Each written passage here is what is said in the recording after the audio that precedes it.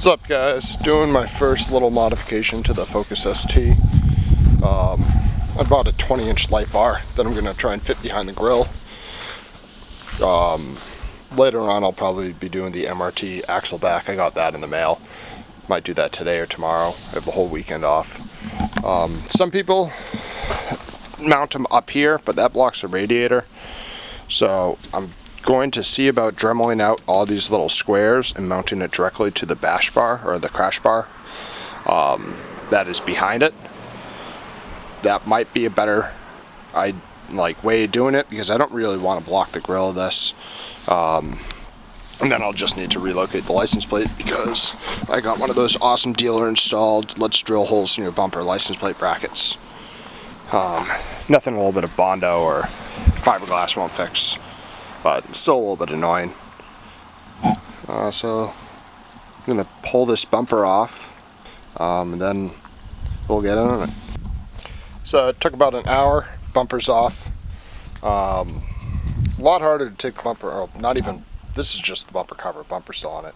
I can take the whole metal bumper and everything off the Volvo in half hour. This was 45 minutes. Splash pan needs to come off. There's a bunch of screws underneath that. 3 screws on each of the fender liners. Some retention tabs up in here. A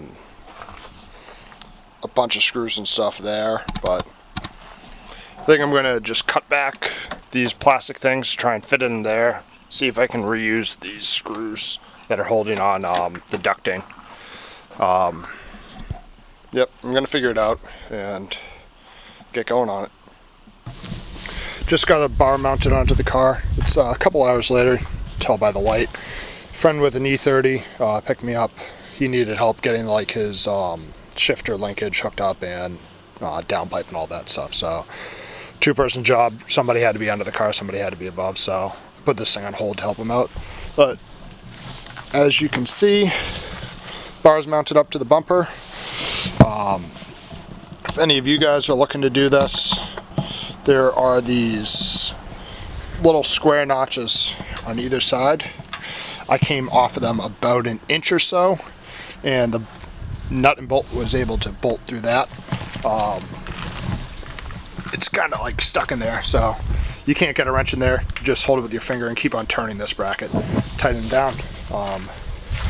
The wire reaches up by the headlights, so that will be good. Just need to get the bumper cut apart, get that on.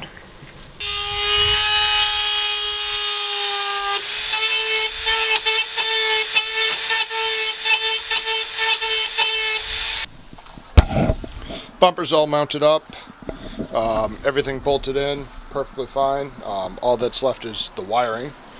I have the wire coming out down here, so I'll tap into the headlight, the high beam trigger here for my relay. Got some relays, or a relay, some ring terminals, blade fuse holder, a connector for the relay, because the little tabs that you can clip on, the 3/8 or whatever size those blade connectors are, they'll fit onto here, but it was actually cheaper to buy this than a pack of 4.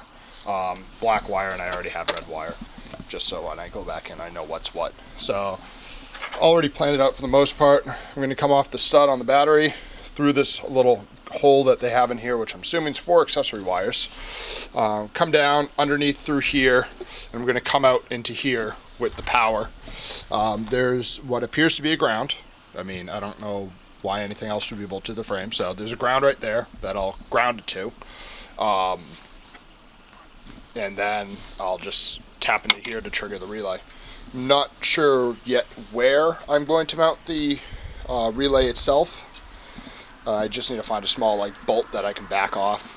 I don't know if this one will interfere with the headlight. It's also a pretty decently sized bolt for structural things, so I'm looking more for something that holds a panel on, but I'll figure that out when we get going.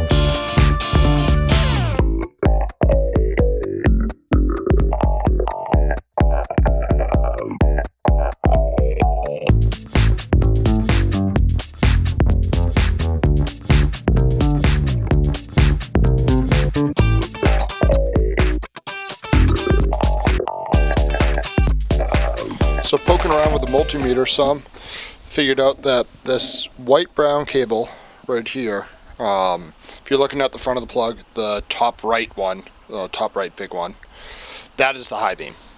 I believe that this is daytime running lights because this one was on at all times, but that one is high beam, only triggered when high beam is on.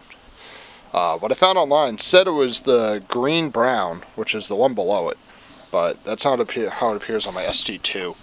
That was for an ST3, but I have the projector headlights in my ST2, so I'm not sure if they did the wiring different, but just gonna tap into that wire the relay between it. Stuck the relay down there. There's a screw that I shoved it onto, and then I'll just find a nut that will fit over it, secure it in place.